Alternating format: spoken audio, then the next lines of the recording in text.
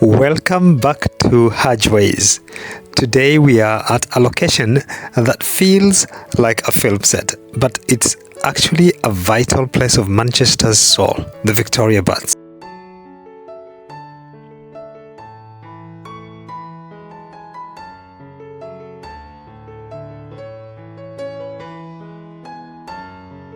This water palace isn't just about swimming.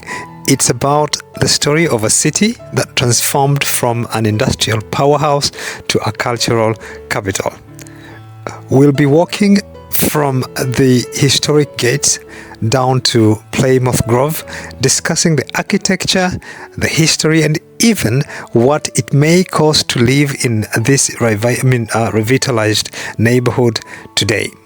So join us as we explore this area.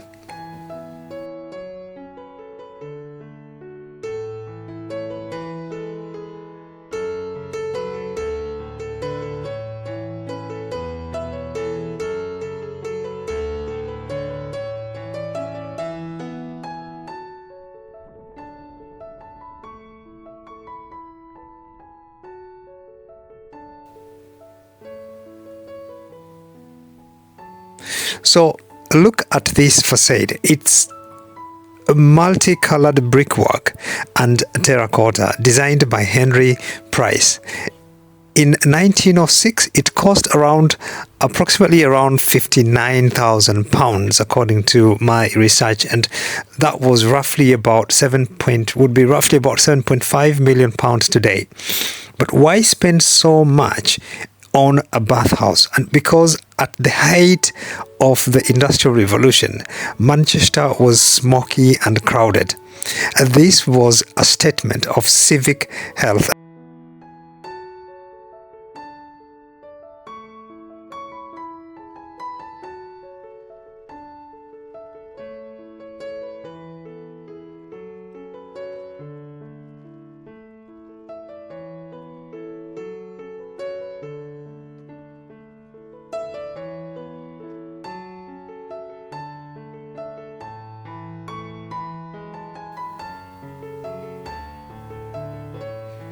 So as we pass the three separate entrances, remember, Victorian and Edwardian society was strictly tiered.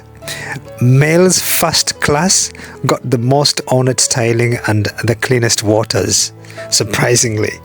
But males second class and females had separate, simpler entrances.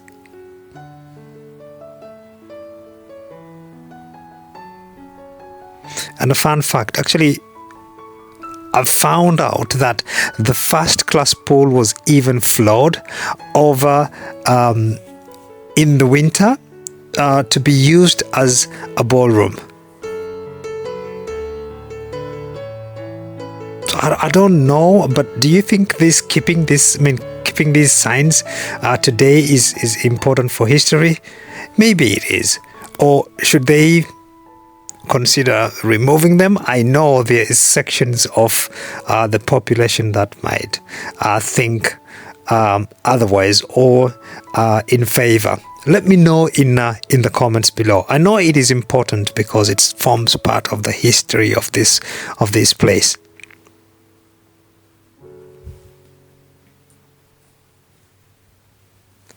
So Victoria Baths was tech forward.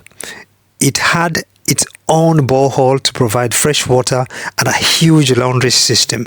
But the real claim to fame, in 1952, it installed an aeroton, Britain's first public jacuzzi. Imagine coming here in the 50s for a high-pressure bubble bath. It was the height of modern wellness. So then the baths closed in 1993 due to high running costs for a decade, facing the threat of being turned into flats or demolished. But in 2003, it won the first ever BBC restoration series with 282 public votes. That win unlocked a £3.4 million from the Heritage Lottery Fund. It's a statement to people's power.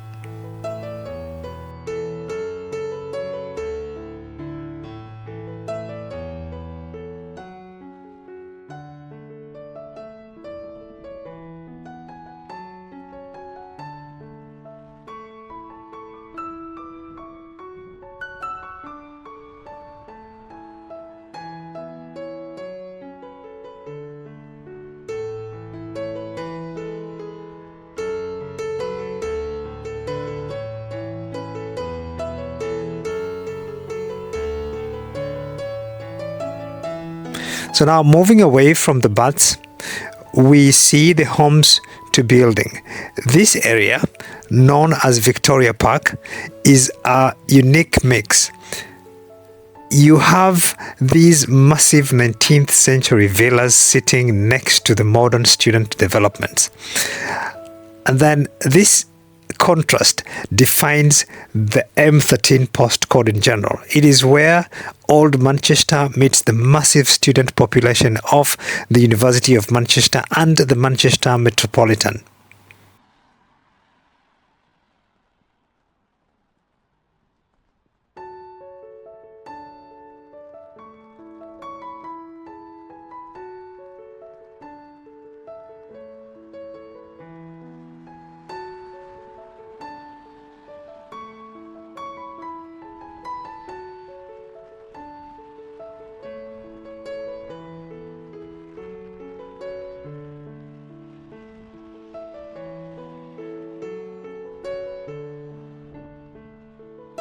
So if you're looking to move to this area or invest, here is some simple breakdown according to my research in terms of rentals. And because we are so close to the Oxford Road corridor, which is just a couple of streets further down, and the MRI Hospital, which we've seen in our previous video, demand is very huge.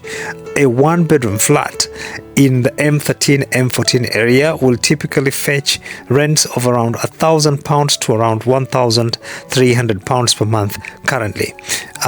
Buying for a two-bedroom terrace or a modern apartment, prices range would be, like we saw in our previous video, would be anything between £190 and £270,000. And for investors, they should expect to see some yields of between 6 to 8% here because of the constant influx of medical professionals, but also students.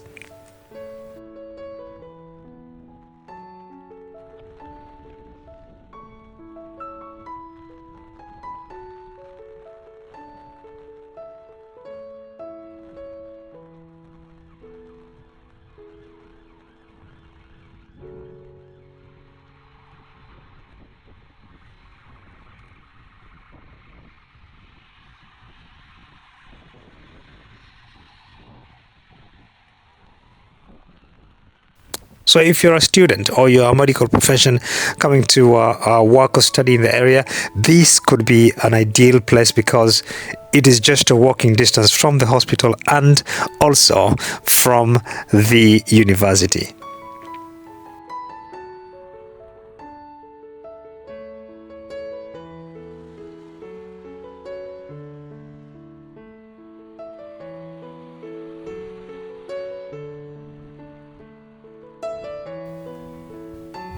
So now we're going to walk down Hathersage Road.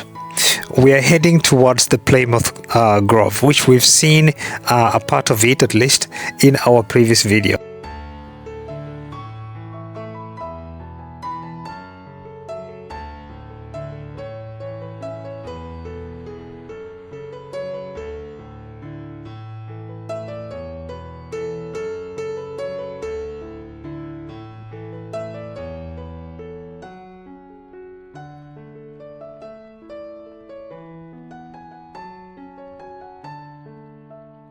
This was once the most prestigious prestigious address in the city. Just around the corner, we saw that there was the Elizabeth Gaskell's house, which is now a museum where Charlotte Bronte used to visit.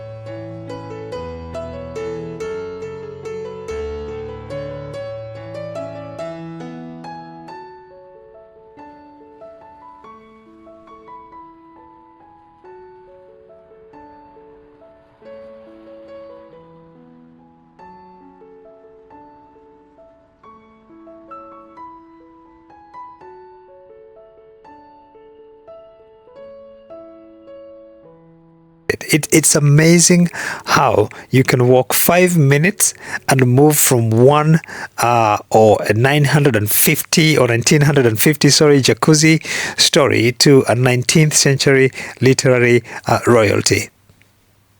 Manchester is a city of layers. Victoria Baths is the best place to start peeling them back.